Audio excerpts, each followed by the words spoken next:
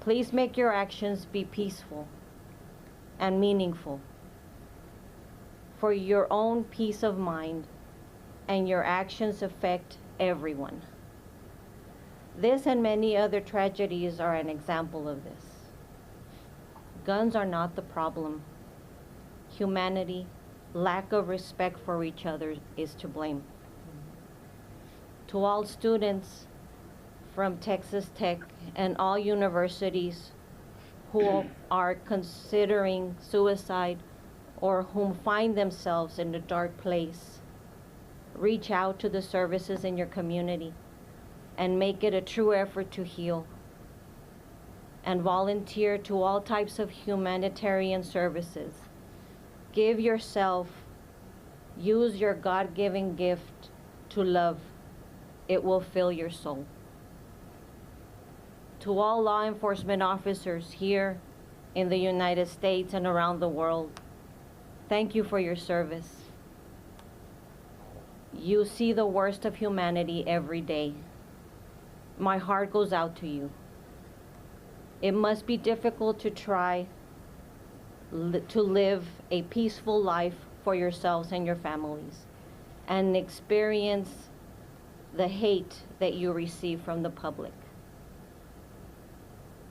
That is why Floyd's Foundation, Texas 635, will always be here to assist officers with their mental wellness.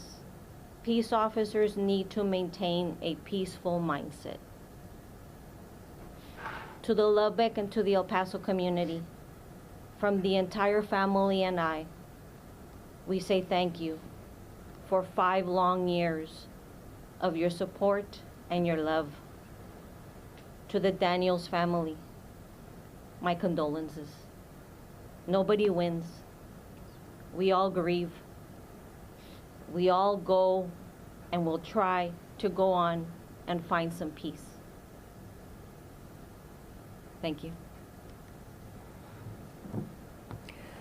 Well, thank y'all. That was great. I can't say it any better than that.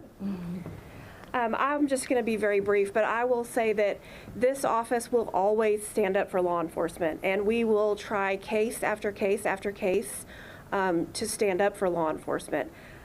We respect the jury's verdict and, have no idea why or how they arrive at it, but we certainly respect it, and we're grateful for the time that they spent, the hours and hours and hours that they spent on this case. Are you taking questions? Maybe. So I know there was one moment, and you said one of the hardest things you had to do was and you pointed to Hollis Daniels, to ask the jury to kill this man, because you did not feel like other officers and inmates would be safe if he spent the rest of his life in a TDCJ unit. Do you still feel that way today? I stand by my statement, yes.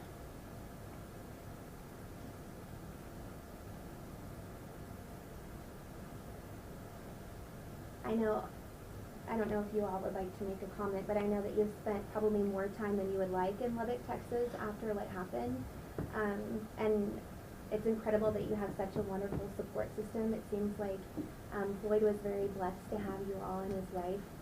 And I know this has been incredibly emotional. Is there anything that any of you would like to say? I know so many people have been impacted by this.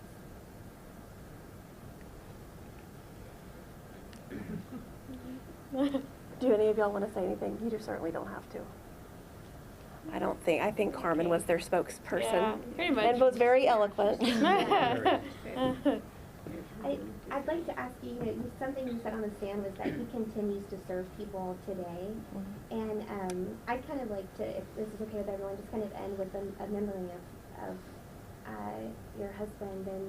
And we've heard him described as the funny guy, kind of, but also so loving, and what you said about what he clipped on his vest every day. I am my brother's keeper. Yes, and he always was, to everyone, to anyone who needed somebody to listen to them. Floyd never judged anyone for color, race, age. He was a very good communicator, and that's what I strive to do. Thank you very much. Thank you. Appreciate it. Sunshine, I got a question for you. Sure. Obviously, this this happened in our community. Right. What did it mean to be able to bring justice here in our community rather than having it in another community? Oh, certainly we were very pleased to be able to qualify a jury here locally. We want our local citizens making the decisions on our criminal cases. And so we were very pleased to be able to try it here. And, you know, regardless of the verdict today, I would try this case again tomorrow. These are cases that need to go before juries and let juries make a decision, make the decision. Can I ask you another question? This is a case that, I mean, the evidence was outstanding, and you had to see video that you never wished to see. The jury, you could see on their face. I mean, the gallery didn't see the video, and I'm grateful for that. You could see the look on their faces that that's something they'll never recover from. Right. And I can only imagine how his family feels. When you try a case like this, and you're spending more than 5 years looking at this kind of evidence, how does that affect you just as a person? Yeah, well, you know, I've been doing this for almost 23 years now, and we see the worst of the worst. And that's a job that I have taken on because I want to make this community a safer place. It's not enjoyable, and we limit. I have seen that video very, very few times. It was not passed around our office. It was within these prosecutors and the investigators working on the case. It's hard, but it's something that I have chosen to do as a career, and I do it sort of selfishly to make my community a better place to live.